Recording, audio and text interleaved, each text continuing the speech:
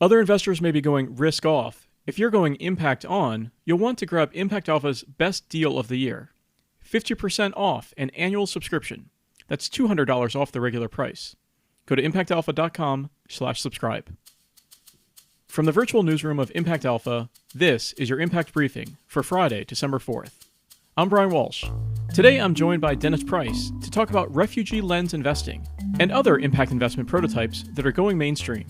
Hi, Dennis. Hi, Brian. And later, we'll remember the late Tony Hsie, the iconoclastic entrepreneur who built Zappos and redeveloped downtown Las Vegas, who's this week's Agent of Impact.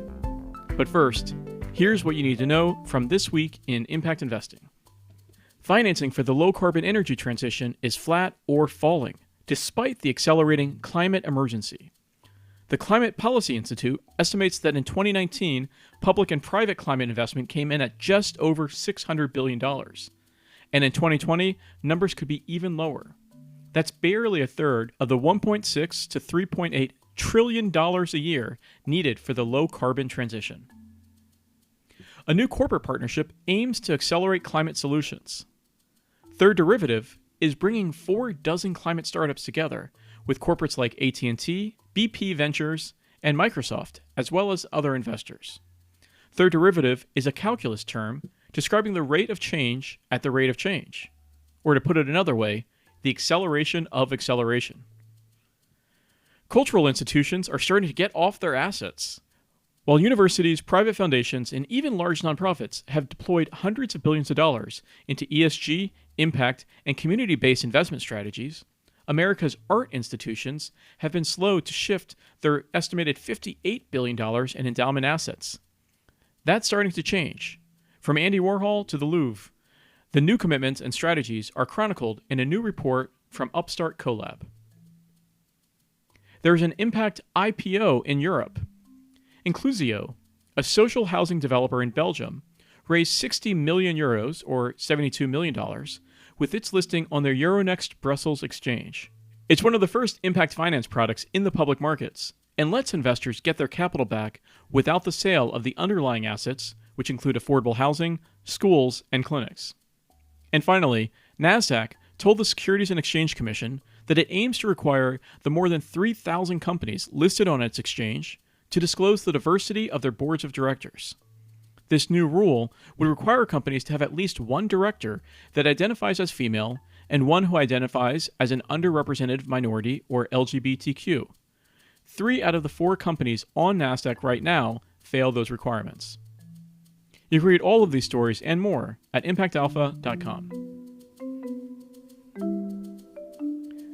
One theme we're exploring in Impact Alpha is that solutions prototyped by impact investors can prove invaluable as disruptions play out around racial injustice, climate change, or, say, global pandemics.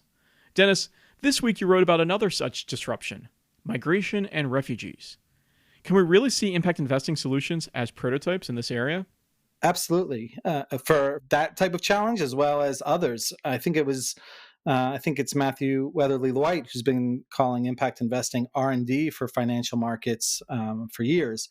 In some cases, for decades now, impact investors and community investors have been developing financial solutions that many in more mainstream financial markets are now looking to as these challenges become front and center, and policymakers as well. Here's how David Bank put it in a conversation yesterday with impact entrepreneurs Lori Lane Zucker.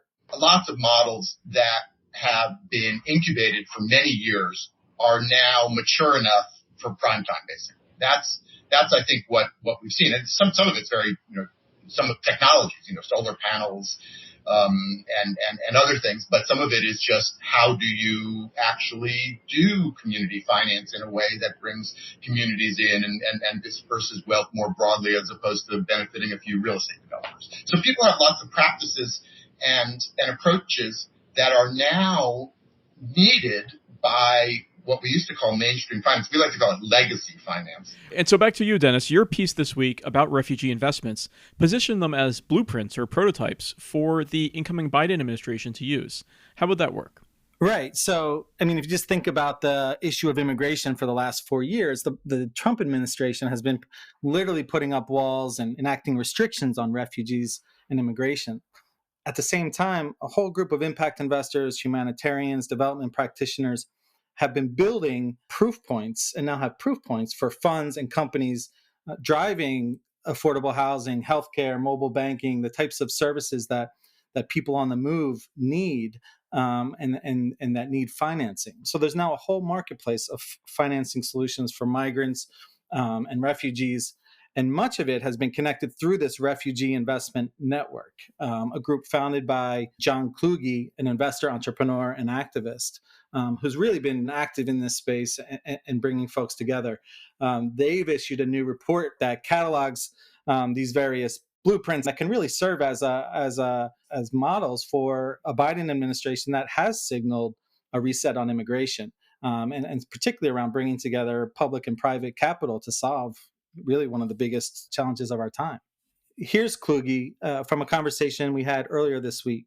I mean, if there was ever a time for this kind of work to accelerate, it would be now. And it's not just because of the changing within U.S. government and administration either. It's also because we're starting to actually see a track record in this field. Dennis, what are some of these prototypes? So there's a lot of different types of what we would call prototypes. There's funds, there's business models, there's startup companies.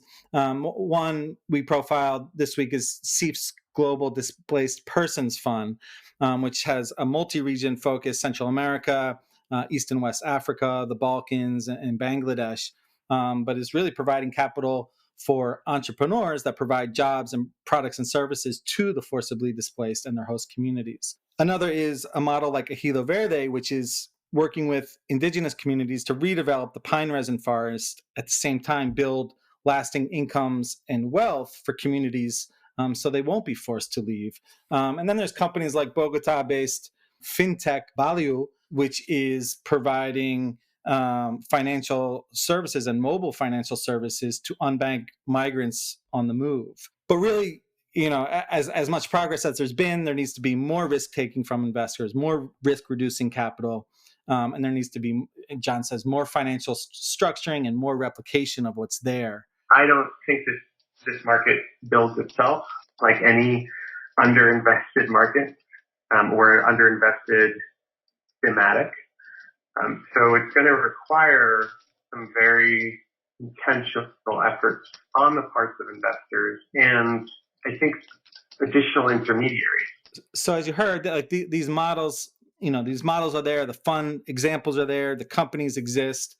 And that's really the opportunity, frankly, for the Biden administration as it looks to reset and invest in solving this problem, as well as impact investors looking to take on a challenge where there's a lot of opportunity.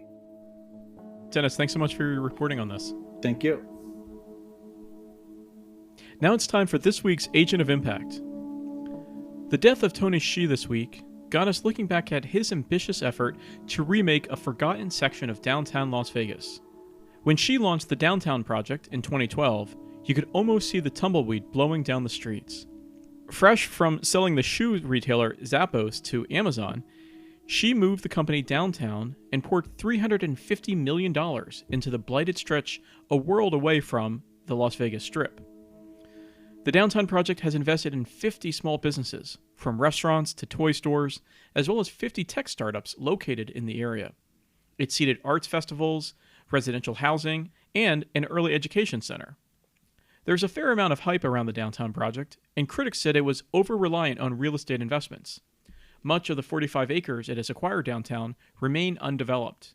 Many of the memorials this week cited Zappos' customer-obsessed culture, which was widely emulated. His placemaking ideas have also gained broader traction. Hsie was effectively doing opportunity zones before opportunity zones existed. Steve Case launched the Rise of the Rest initiative to invest in emerging communities in 2014, but Hsie had already beaten to the punch by 2 years. He eschewed top-down master planning, instead inviting residents and businesses to co-create a community. That was his ultimate metric: return on community. Hsie passed away this week at the age of 46. You can see Hsie and all of our Agents of Impact on Instagram at Impact Alpha. That's going to do it for your Impact Briefing this week. Thanks for listening, and thanks to Dennis Price and our producer Isaac Silk. I'm Brian Walsh. head of impact for the fintech company LiquidNet. Make sure you check back for the next Impact Briefing. Till then, take care.